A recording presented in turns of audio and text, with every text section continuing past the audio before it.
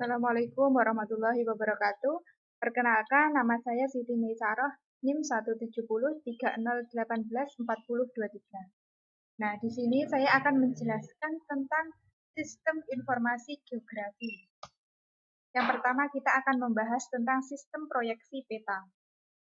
Proyeksi peta merupakan teknik-teknik yang digunakan untuk menggambarkan sebagian atau keseluruhan permukaan 3 dimensi yang secara kasaran berbentuk bola ke permukaan datar 2 dimensi dengan distorsi sesedikit mungkin. Nah, tujuan dari proyeksi peta yaitu untuk merepresentasikan bentuk bumi dalam bidang datar 2 dimensi. Karena pada dasarnya bentuk bumi berupa ruang 3 dimensi yang melengkung menyerupai elipsoid. Nah, dalam transformasi dari bidang lengkung ke bidang datar terkadang mengalami distorsi atau perubahan dari bentuk aslinya. Agar mendapatkan bentuk yang ideal, maka perlu persyaratan geometrik. Nah, ada 4 persyaratan geometrik yang harus kita perhatikan. Yang pertama yaitu jarak antar titik pada peta harus sesuai dengan jarak realitasnya. Yang kedua, luas area atau wilayah harus sesuai dengan sebenarnya.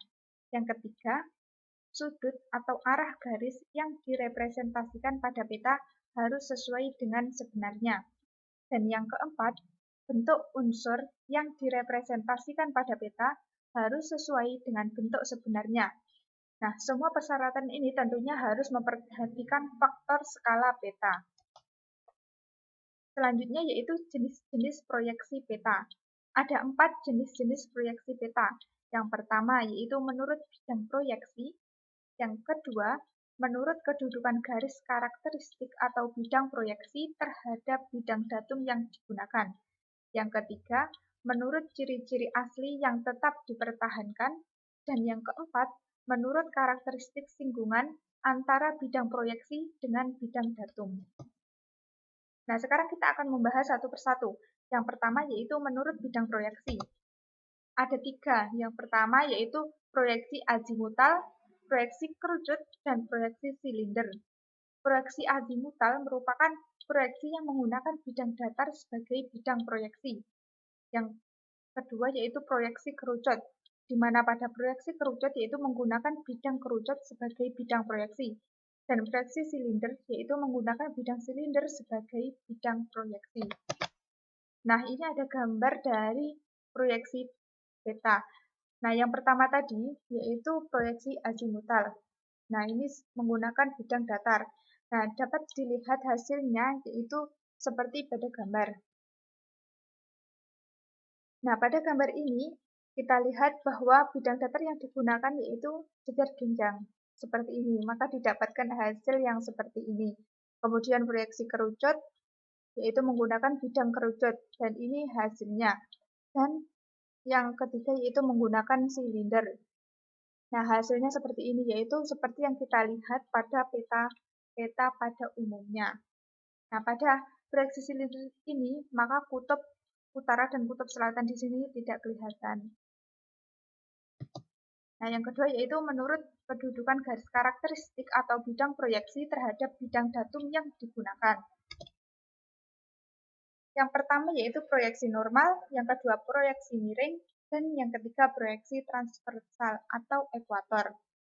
Pada proyeksi normal, garis karakteristik berimpit dengan sumbu bumi. Dan pada proyeksi miring, garis karakteristik membentuk sudut terhadap sumbu bumi. Dan yang ketiga yaitu proyeksi transversal atau ekuator, di mana garis karakteristik tegak lurus terhadap sumbu bumi. Yang ketiga yaitu menurut ciri-ciri asli yang tetap digunakan. Yang pertama yaitu proyeksi ekuidistan, di mana jarak di peta sama dengan jarak di permukaan bumi. Yang kedua, proyeksi konform, di mana sudut dan arah di peta sama dengan sudut dan arah di permukaan bumi. Dan yang ketiga, proyeksi ekuivalen, di mana luas di peta sama dengan luas di permukaan bumi. Yang keempat yaitu menurut karakteristik singgungan antara bidang proyeksi dengan bidang datum. Nah, ada 3 proyeksinya, yaitu proyeksi menyinggung, proyeksi memotong, dan proyeksi tidak menyinggung atau tidak memotong. Nah, kita bisa lihat di sini, pada saat proyeksi menyinggung, maka bidang proyeksi, di mana bidang proyeksinya adalah garis lurus ini dan bidang datumnya adalah yang lingkaran ini, yaitu saling menyinggung. Dan pada proyeksi memotong, di mana bidang proyeksi memotong bidang datum. Dan pada proyeksi tidak menyinggung, maka bidang proyeksi tidak menyinggung ataupun tidak memotong bidang datum. Nah, selanjutnya kita akan membahas tentang GPS, Global Positioning System, yaitu sebuah sistem yang dapat menunjukkan posisi benda di permukaan bumi secara cepat di semua tempat, pada semua kondisi, dan pada setiap waktu. Nah, apa sih fungsi satelit itu? Fungsi satelit yang pertama yaitu untuk menghitung jarak dan arah dari lokasi tempat kita berada.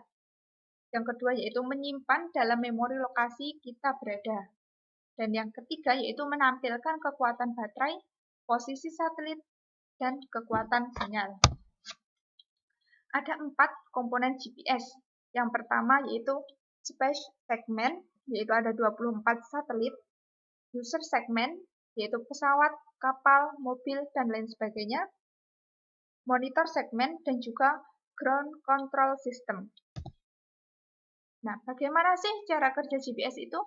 Nah, pada prinsipnya, satelit GPS ini memberikan informasi kepada receiver atau penerima GPS mengenai jarak atau posisi satelit. Nah, sehingga kita tahu bahwa kita berada pada suatu radius tertentu dari satelit. Bila ada 2 satelit, maka kita tahu posisi kita berada pada 2 lokasi, yaitu perpotongan antara 2 radius tadi. Nah, GPS receiver mampu menghitung tempat yang paling mungkin. Semakin banyak sinyal satelit yang ditangkap, maka semakin teliti satelit menghitung posisi.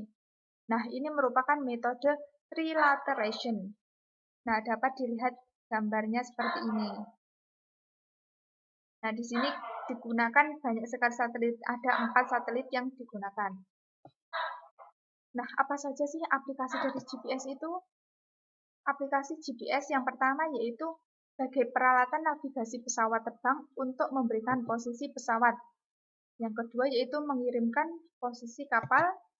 Yang ketiga yaitu memantau perjalanan truk kontainer dan kereta api. Yang keempat membuat peta.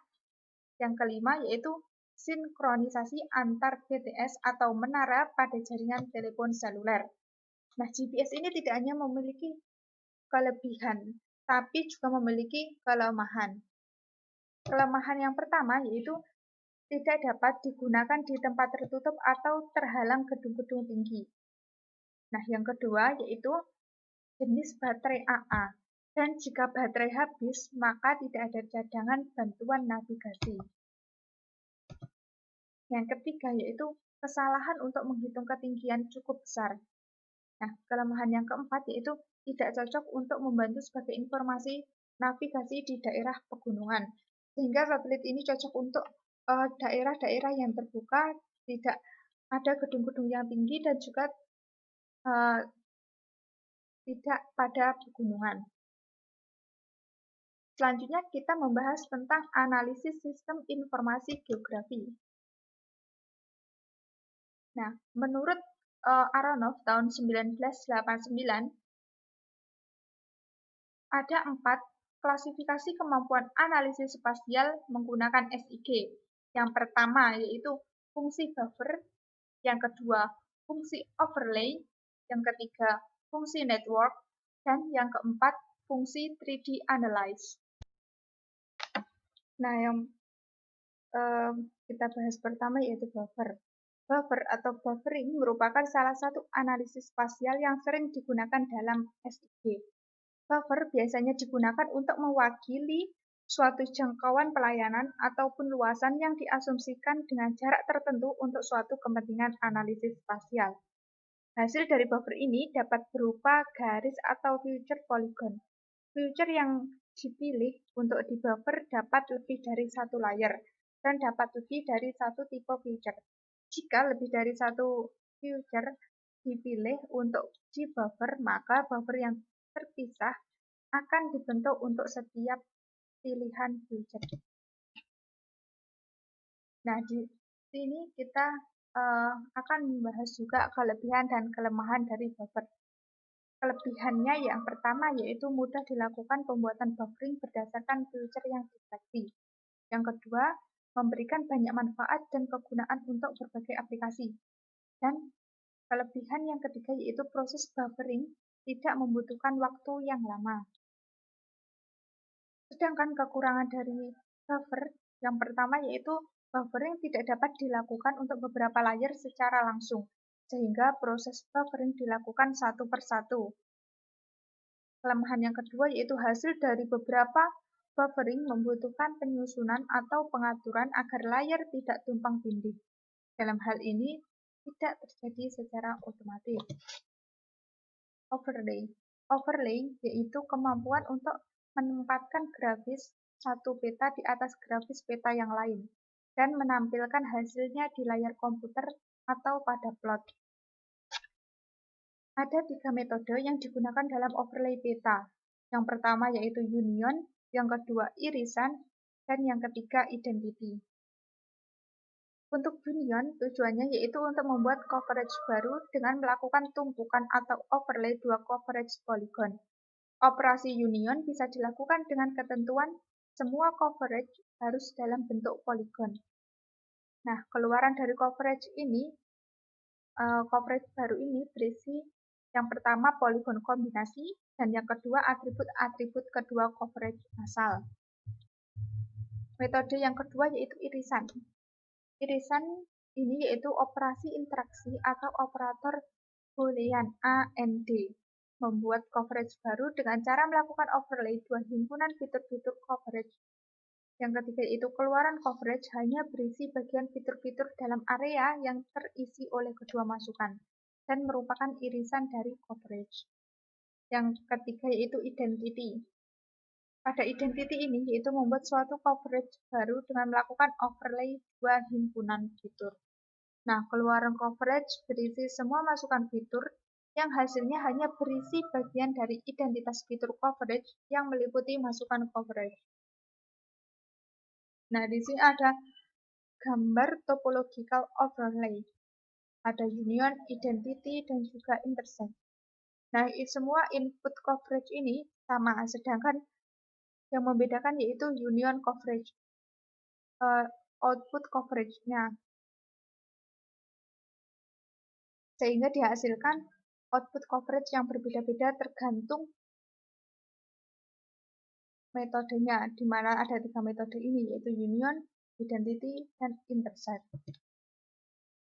Network analysis.